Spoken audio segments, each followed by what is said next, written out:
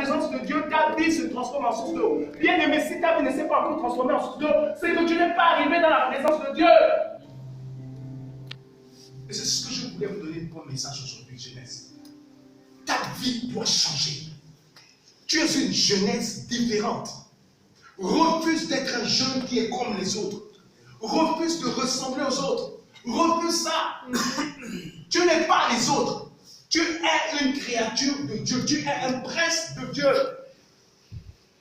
Tu es arrivé dans la présence de Dieu. Ne gaspille pas ça. Parce que beaucoup de prophètes ont recherché ce que Dieu est en train de jouer avec. La Bible dit ils en ont fait l'objet de leur investigation.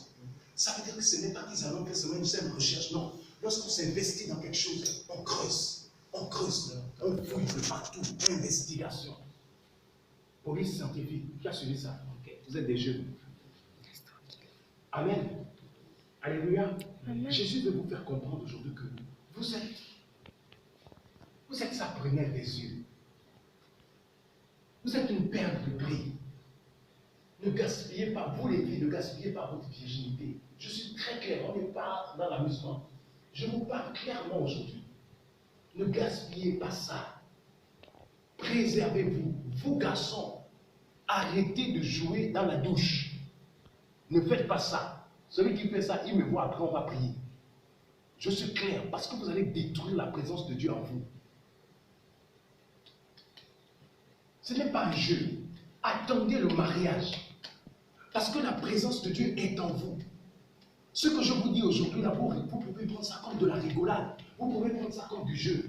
Mais celui qui va tenter de faire ça, il va le regretter toute sa vie. Je vous assure, vous allez le regretter toute votre vie. Parce qu'après, ça devient compliqué. Aujourd'hui, nous qui avons passé ces épreuves-là, nous qui avons fait cela, on s'est rendu compte des dégâts que ça amène. La présence de Dieu vit en vous.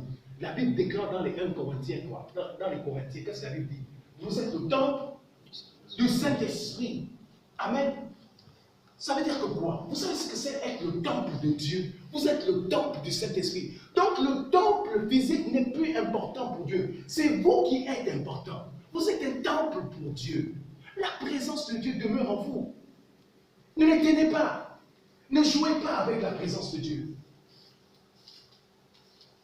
Sans cette présence, vous ne pourrez jamais approcher Dieu.